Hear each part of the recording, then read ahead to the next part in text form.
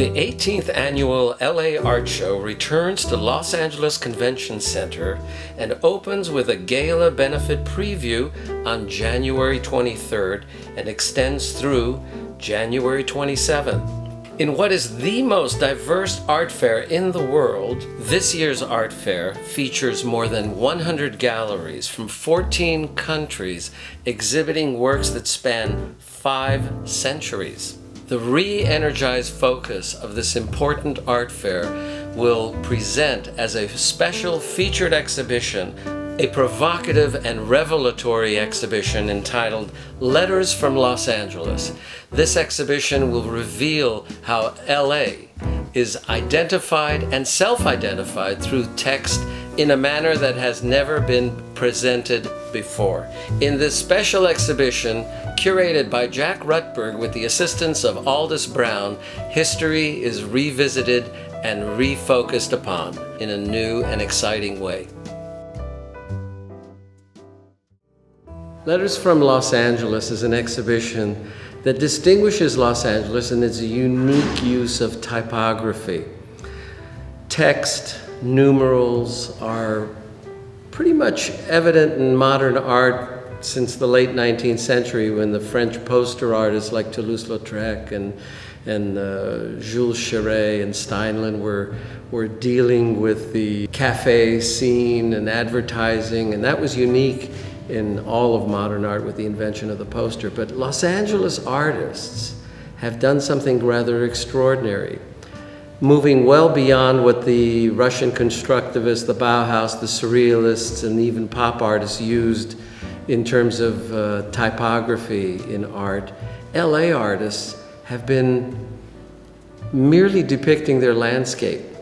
Anyone growing up in LA couldn't help but see a landscape populated by billboards, by graffiti, going back long before the word graffiti and art were really used in the same sentence. Other cities are known internationally for their iconic architectural structures, the Eiffel Tower, the Acropolis, Big Ben in London, the Empire State Building. But Los Angeles is known for signage.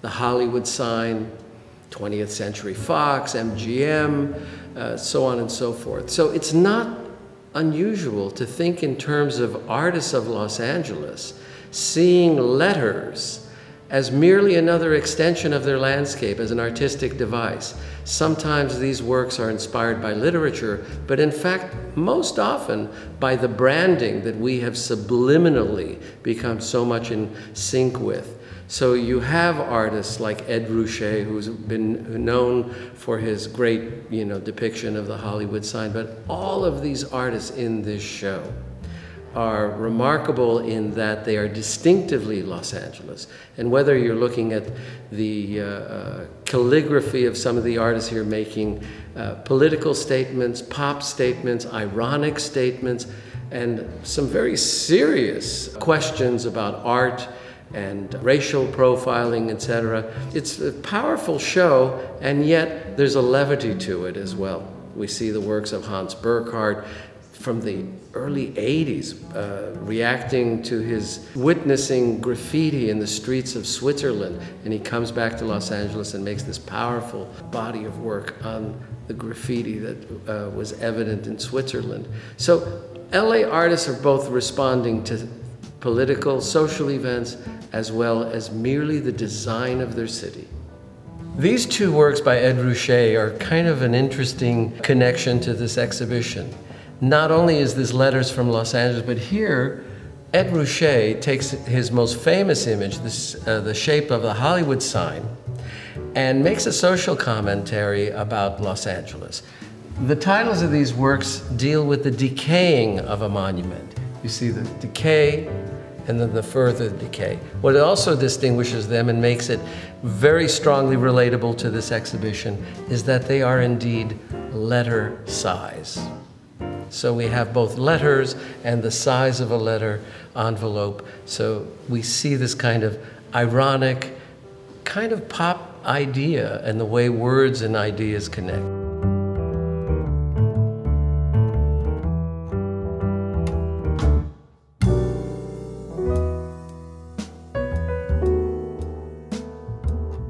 While the exhibition deals a great deal with calligraphy and printed matter, we also see the unique characteristics of the different artists involved. Here we see a very, very painterly work by Hans Burckhardt. Burckhardt was the longest established artist of Los Angeles, having come here in 1937 and to his final paintings of 1993. But here you see how Burckhardt stands apart even from the norm in what is the most painterly work in this exhibition. Thick impastoed surface, deeply layered, and we see throughout this exhibition artists addressing typography in their own unique way, and certainly Burckhardt stands apart in many respects. Another aspect of this exhibition is that it brings together some of the most well-known artists of Los Angeles, in addition to those that have had extraordinarily rich careers who have impacted so many other artists. Take example the work of Scott Geiger, who has been an influential teacher, painter in Los Angeles, and deserves far greater attention. We have works of Richard Shelton, another teacher, another active painter whose influence has been significant among a great many young artists. Alexis Smith in the exhibition has been celebrated internationally. Her public works are extremely well known and has been the subject of retrospective at the Whitney Museum as an example. So the exhibition brings together both young artists who have had a significant impact, as well as those hugely celebrated and now iconic figures in contemporary art.